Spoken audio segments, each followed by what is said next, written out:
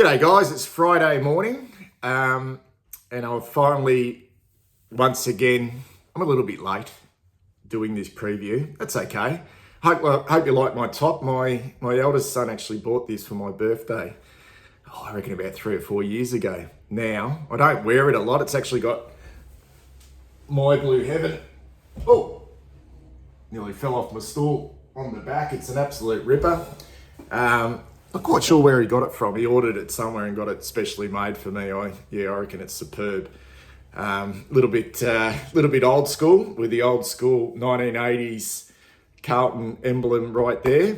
I haven't actually worn this top to any of the games so far, and this week against the Adelaide Crows at Marvel Stadium tomorrow will be the first game that I've been able to attend. So I'm thoroughly looking forward to that. Twilight game under the roof. It's going to be a packed house. It's going to be great atmosphere. I just hope that we can play an exciting brand of football and potentially kick a high score like we did against North Melbourne a couple of weeks back. I fully expect Adelaide to bring the heat. There's no doubt the spotlight has been on them this week. I felt last week against Melbourne at the Adelaide Oval that they were starting to find their mojo. They look a little bit sort of toothless going inside forward 50 in their synergy and connectiveness in that part of the ground. But in saying that, it almost felt like that Melbourne were always going to win that game. But I don't know. Maybe they're close. Maybe they're close to finding somewhere near their best. And we know, okay, that they are more than capable. We're 4-0. It's the best start I read somewhere since 1995, or best start to the season for us.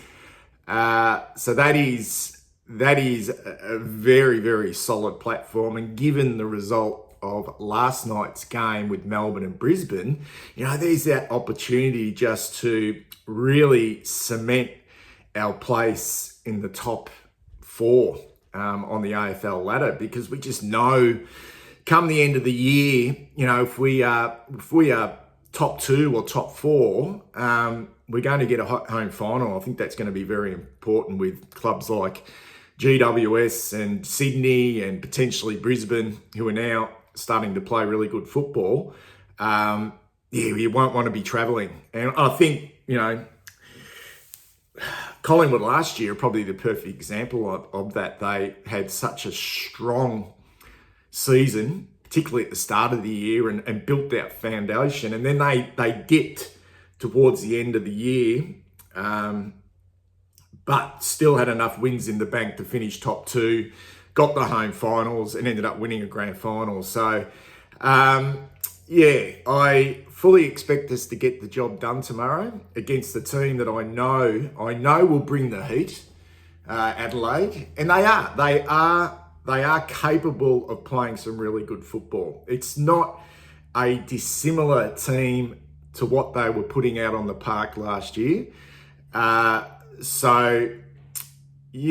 think they are better than what they've shown so far. And it is a little bit of a mystery without watching them too closely, what is exactly going wrong.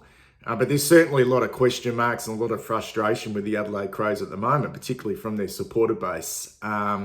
So tomorrow, I hope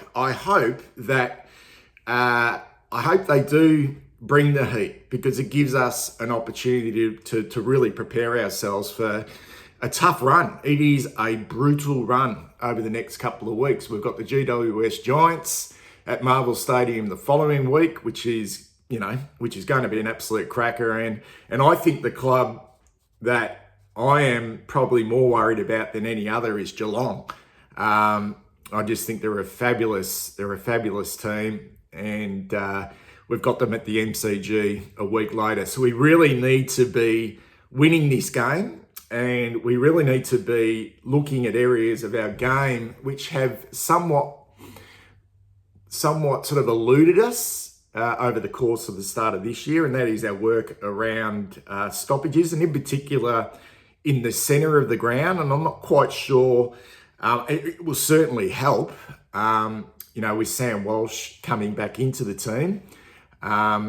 It's great. It's great to have him back. I think we were all very worried with that back injury to Sam Walsh that we mightn't see him in the first half of the season and potentially not see him at all for the whole of the year. But to get him back in round 5 and to hear that he's tracking really well, I fully expect him to come in and make an immediate impact through the middle of the ground.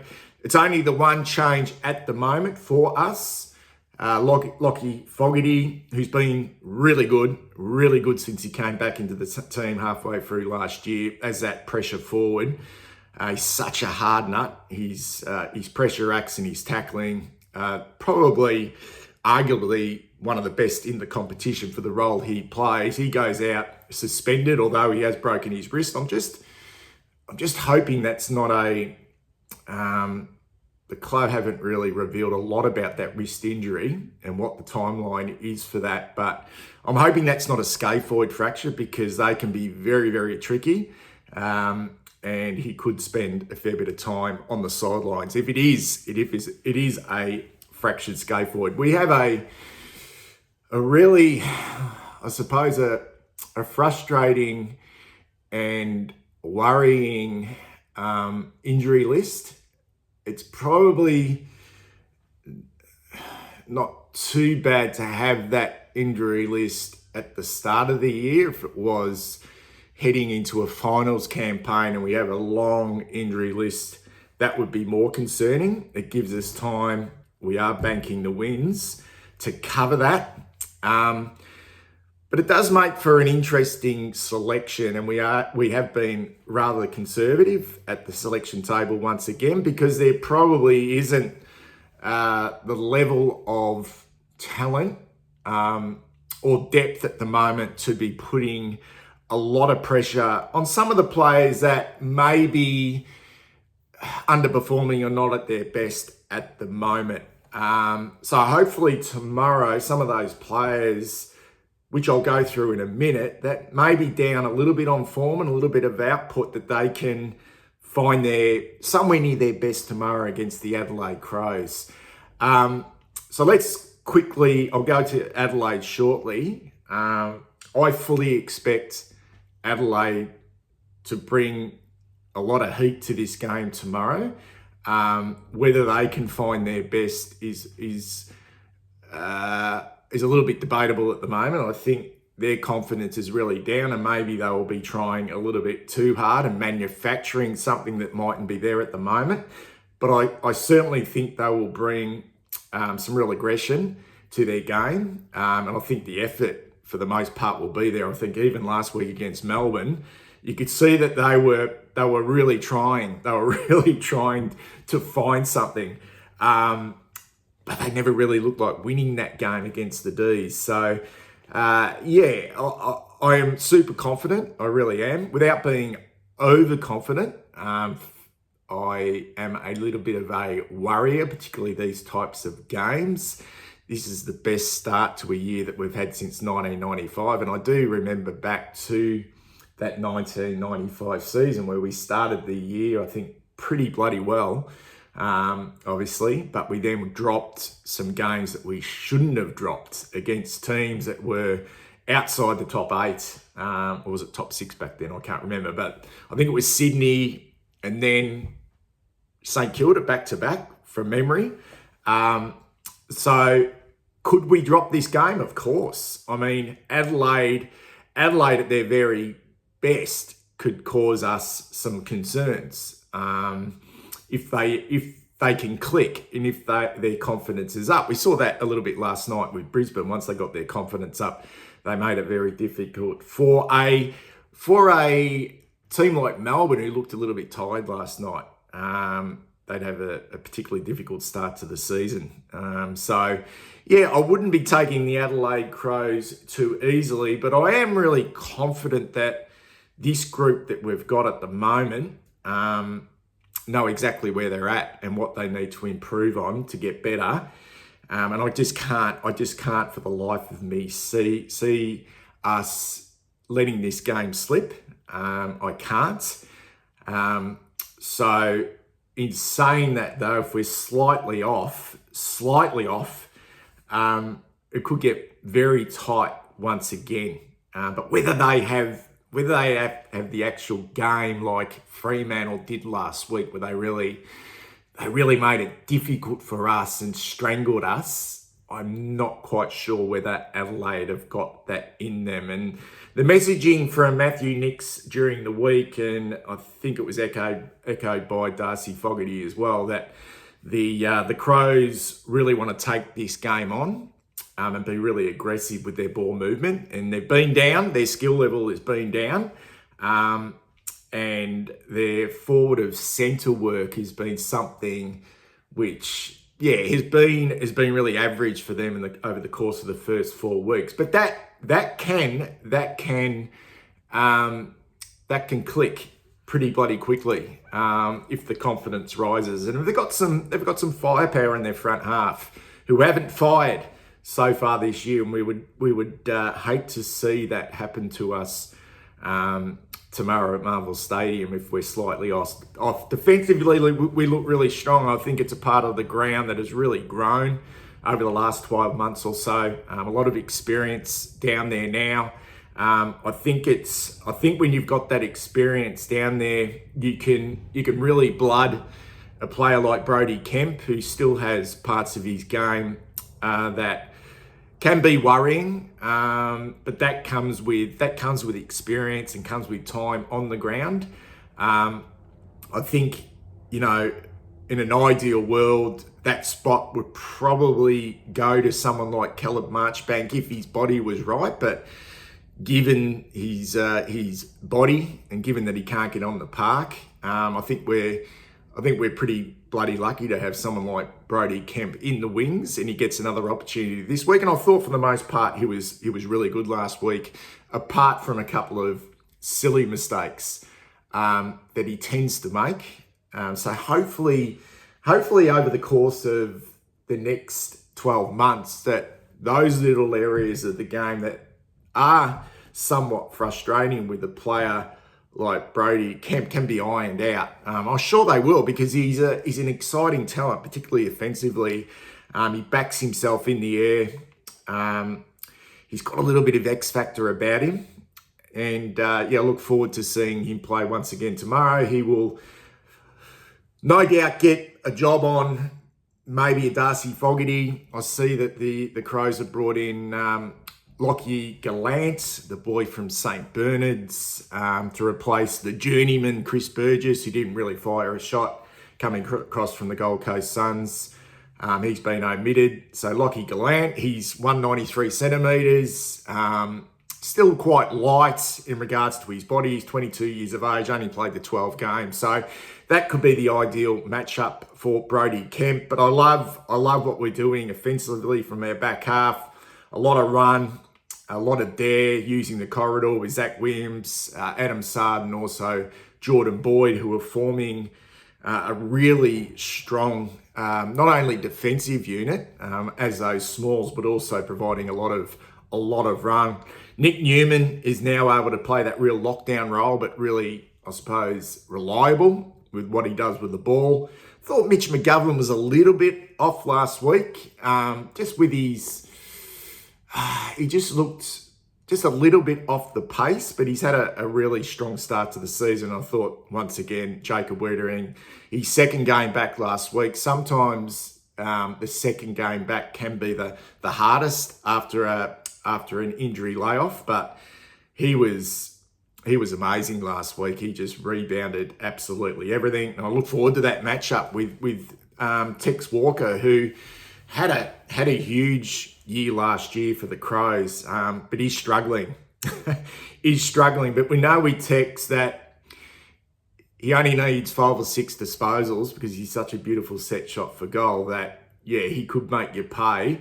If they are able to get their game going forward of centre, across the centre line, Blake Acres plays his 150th, been a fine pickup for us, just ever reliable, probably the best defensive winger in the competition. We know he's capable of providing that outside run on his wing, but his ability to push back and become that seventh defender is absolutely outstanding. He's just so courageous. And he said it himself during the week that he is at that perfect, I like to call it the sweet spot in your football career. Perfect age, comfortable, not comfortable as in he's entitled to that position, but comfortable in where he's at in regards to his football and his body, and just seems to have fitted in beautifully at our football club. Ollie Hollands is probably the interesting one at the moment because I'm not quite seeing it. I know there is the train of thought that, you know, and he's been playing each week. Not a high possession player, but his pressure racks are up. But I think it comes a time where I'd like to see him be a lot more effective offensively, particularly someone with the running power that he has. And he is capable of finding the pill. And I know the wing can be a hard spot, particularly if you want to use the corridor, which we have done a lot this year. But yeah, I think he needs a big game. I think Ollie Hollands needs a big game. Personally, I don't think Elijah Hollands will play. I'm actually surprised to see him there, but they're obviously going to give him every opportunity to get up for this game. But he looked sore. He looked really sore with that. I think it was a hip flexor last week. Went off.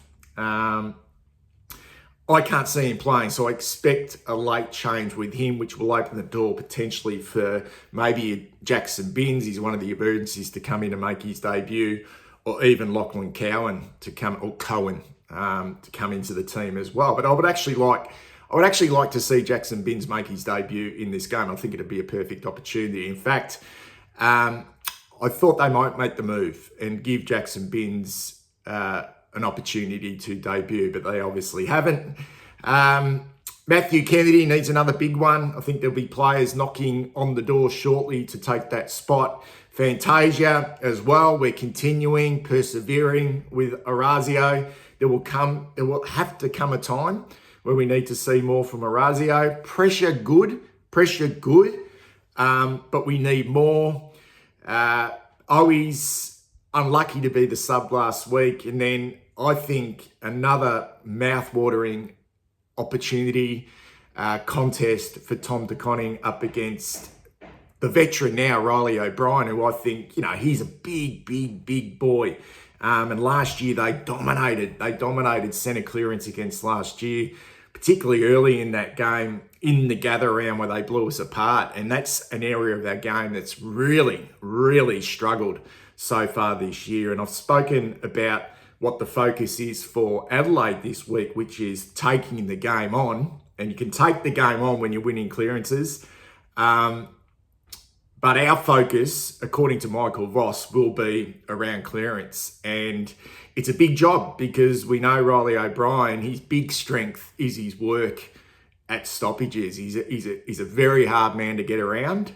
But I love the fact that every test that Tom De Koning has faced this year, being pretty much the sole ruckman in this team, he's acquitted himself really well, and it's another really big game for TDK tomorrow. Jack Carroll on the pine at the moment. Love to see him continue on. Maybe build that game a little bit more. Opportunities now that Sam Walsh is in the team might be somewhat limited. I'd like to see him try and cement his spot in the team. I think we are maybe one small forward too many at this stage. Although I don't mind it. We do look dangerous. We do look dangerous with those smalls in our front half. Fantasia, Owies, and also Durden. But we also have Motlop waiting in the wings to potentially take one of their spots. With the Crows, I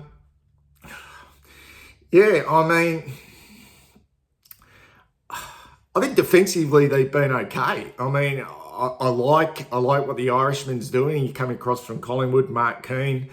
I think he's an exciting prospect. He can have the occasional brain fade.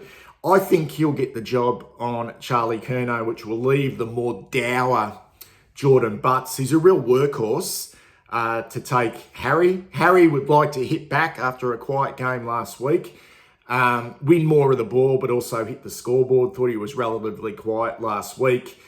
Big job for their smaller defenders to keep tabs on our smalls. Brodie Smith, the veteran for the Crows, is certainly copped a lot of heat from their supporters. It appears he is just hanging on at the moment. So I'd like to potentially exploit someone like him. They bring in Will Hamill to replace the injured Patrick Parnell, who I really like. Patrick Parnell hurt his shoulder last week. Interesting one, Will Hamill. He's 23 years of age. He's been on their list now for, about 5 or 6 seasons. He was picked 30 in the 2018 draft from the Dandenong Stingrays, and then was delisted and then picked up again as a rookie. He's only played, I think, 28 games or so. He's playing on a half-back flank, but this is how recruiting works sometimes. You win some, you lose some. I mean, the Crows picked him up with pick 30 in the 2018 draft, and we nabbed his teammate Matthew Cottrell in the supplemental draft, which is quite amazing, and we know what Matthew Cottrell's given to this football club since he's arrived at Princes Park. So as I said, you win some and you lose some, but that's just the way it is at the moment. I mean, Rankin and Rochelle have been down on output, but they're dangerous. They're fucking dangerous. Really, really dangerous. But they're really battling, the Crows. They're just really battling to find their best. Feels like they are a little bit like us, one pace through the middle of the ground. So whether they mix that up a little bit by throwing a Rochelle or a Rankin in there just to give them a little bit of spark, we'll just have to wait and see. The way I think this game will pan out, just given the nature of what the coaches have said during the week, is there's no doubt that Adelaide will want to take this game on, which will be in complete contrast, guys, to last week's game against the Fremantle Dockers. And they suffocated Adelaide the week before, kept them to 34 points. That's how good defensively the Fremantle Dockers are. But this will be probably a different game to the way it panned out last week. If the Crows want to take the game on, that's fine. But given our transition game has been one of the best in the competition at the moment, and scores from turnovers, which was a huge focus for us over the pre-season, and that's been a big tick for us moving forward. I feel like that notion or that focus of Adelaide really wanting to take the game on, and our pressure, given where we're at the moment, and given our mindset and our applications have been excellent so far this year, we could really open them up on the rebound, because I think we will pressure them in to making a lot of mistakes, which will, as I said, play into our hands. So I'm expecting a really strong performance by our boys tomorrow. But at the same time, I'm expecting Adelaide to really bring it to us, which will be exciting. Speak soon.